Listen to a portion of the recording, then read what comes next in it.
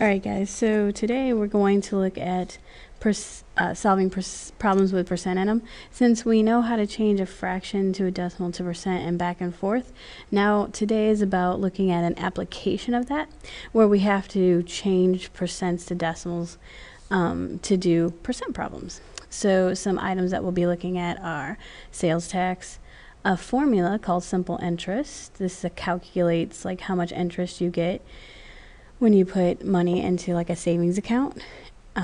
So you'll use this in math as an example a lot. And then there's another one, percent of change, which is also, you can be more specific and say percent of increase or percent of decrease. So if the percentage is going down, of course it's a decrease. If the percentage is going up, then of course it is a percent of increase. Okay, I would just turn off my sound there so that way you wouldn't hear that kind of stuff. Okay, now we're going to go into, well actually, let's back up and look at the screen, sorry. Alright, so at the top of your notes that you're following along with, it just talks about how percent problems can be used, or percents can be used to solve problems. For example, a sales tax of 5%, we're going to look at, you need to change that to a decimal before you can use it. So here's a big thing to learn today. If you have to calculate something with a percent in it, then it needs to be changed to a decimal. If you're using that simple interest formula, it has to be changed. So whenever you're calculating with it, changing it to a decimal and multiplying. And then we're going to get into this percent of increase. Okay, so let's look at some examples. So example 1 here shows from last year to this year, population of geese at a pond decreased from 200 to 150. What is the percent of decrease in this goose population during this time period? All right, so we're looking at this formula. So this is something that you'll want to highlight. A couple things that I would go ahead and highlight in this word problem as my example, percent of increase. Also, you might want to put, that's percent of change. So this is a percent of change problem. My goodness. And then this formula, I would put a big star by this because this is your formula for finding percent of change. Okay, so the amount of change. So from going from 200 down to 50, or 150, the change is 50, right? Now, the original amount. What was the original amount? It originally was 200 geese. So 200. Now, when you look at that, this gives you 50 over 200. So if you take and divide that out, you get 0.25, 25 hundredths. Okay. And then if you want to change that to your percent, because this is in decimal form, you move 2 places to the right, and that's because you multiply by 100. When you change a decimal into percent, you multiply by 100, and that's what moves that decimal place. So you have 25%. Okay, so there's a percent of increase. So that is something new for you. So if you were waiting to be challenged a little bit and you're like, everything we've done so far is so easy, now you're learning a little something new. All right. Now, in example 2 that you have here, you have somebody who went to a restaurant, they spent $11, they left 15% tip. How much did they leave? How much did it cost in all? So this is the important thing. So that means we have to figure out what is 15% of 11. So what is 15% of 11? That's what they're asking you. So in this case, we have to take our amount, $11, and multiply it, and we're going to start using this dot for multiplication instead of the little x, because this year you're going to use x as a variable. And so, and some of you may know what I mean, but some of you might not, but just don't stop using the little x, okay? Get in the habit of using the little dot. All right, now we're going to take and multiply that by the decimal equivalent of 15%, which is 1500ths, right? Because 15% is 15 out of a total 100%. So then that is 1500ths. And if I know how to say that, I know how to write this. Then when I multiply that out, then I get 1.65. And this means that my tip amount was $1.65. So I want to know in all. I don't want to just know. Some people just stop here when they calculate the tax. Don't stop here, or the tip. Don't stop here. You got to add it on to your $11. So you add that on, and I'm lining up my decimals here. So 5, 6, 12. So I spent $12.65 on this meal. Okay? Now, to the next part, some guided practice. All right, so what I'm going to do here is I'm going to have you pause the video. I want you to read this problem and then come back in just a second and turn me back on. Okay?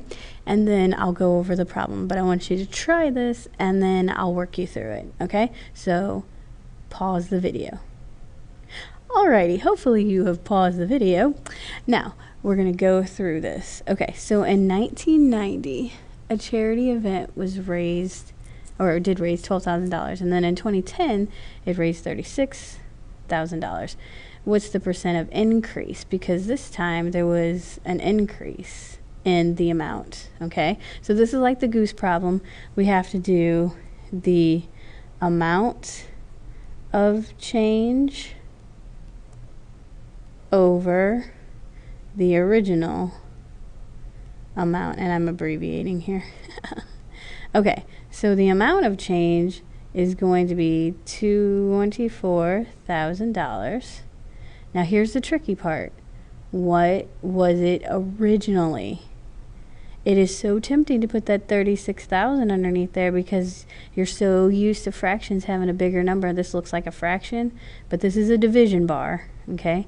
You're so used to that big number being on the bottom, but it's not in this case, okay? So you have to do $12,000 on the bottom, okay? And then you're going to have to divide that out, okay? All right, now when you divide this out, 24,000 divided by 12,000 is going to be 2, right? Okay, so now remember, this is in its decimal form. So we have to multiply it by 100 to move the decimal 2 places to the right. So that means it's 200%. Now, here's something that people have a little bit of trouble understanding, okay? The percent of increase is 200%. They raise 200% more money. But when you look at the two numbers, when you talk about the amount of dollars, it's 3 times as much. So they raised 3 times as much money. They raised the amount 200%. The amount they added on to it was 200%. Okay, one more time. They raised 3 times the amount of money, but they raised the amount they brought in, that 24,000, that's 200% of what they originally had. So the number was raised by 200%. It's 3 times as much. That is really hard for some folks to understand, okay? They think it should be 300%. All right, lastly, so we have somebody who's depositing money, $250 into a savings account that earns 3% simple interest if she makes no deposits or withdrawals. So that means if she doesn't add any money or take any money out of the account, how much will she have after 5 years? All right, so first of all, we need our formula. So the formula, this capital I means interest. So this is how much money. When you put money into a savings account, it doesn't just sit there. The bank like loans it out to people to grow businesses, to buy car loans, to make mortgages. And so they make money off of it, and they give you a little bit of money for letting them, spread your money around and use your money. So that's called interest. I'm going to pay you back with interest, okay? Then there's P, RT. This is principal. That's the amount of money, and you pause this and write off to the side of your notes.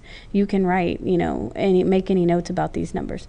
Principal is the amount that you put into the account to start with. So it's your initial amount. Rate is the rate that you're getting. So that in this case is 3%. And time has to be in years. Has to be for this formula to work.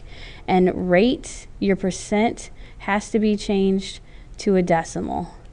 Otherwise, this formula will not work. One more time. Time has to be in years. So like if they didn't say 5 years, let's say they said 18 months. 18 months is 1 year and a half a year. So you'd have to multiply by 1.5.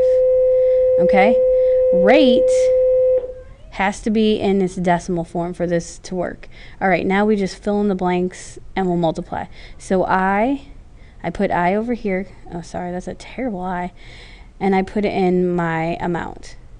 I plug in my values. And some of you might know, when I have variables right next to each other, okay, if you used a formula before, like length times width times height, you know that it was it was an L, a W, and an H right next to each other. Same thing here. We're going to multiply. So a P next to an R next to a T means take these numbers and multiply them. So our principal is $250.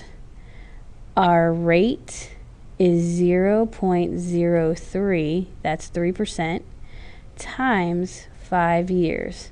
Then I'm going to put an I here, and I'm going to go calculate it. And hold on a second, I have to do my calculator. Hold on. Okay, so I got 37.5. So in money, because this is my interest, so this is how much money I made. So I can't leave this right here, right? Oh, I just accidentally erased, sorry.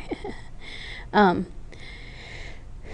can't leave it like that. I got to add a 0, otherwise it doesn't make any sense for money. So that means that we earned $37.50. Now, check your question. How much money will be in the account? Okay, so sometimes they'll just ask you, hey, what's the interest? And you stop here. If they say it like this, notice this is different. This is saying how much is in the account. Well, in the account is my $250 I started with plus $37.50. So now I have 782. Now I have $287.50. All right, now over the next few days, we are going to do activities, some stations that are going to practice each one of these items. So if any of them are giving you some trouble, don't worry, you're going to do some paper and pencil work on it. You're going to do some activities on it. So I'm not just leaving it at this. This is just the beginning to give everybody kind of a foundation. All right, hey guys, I'll see you later, and math out.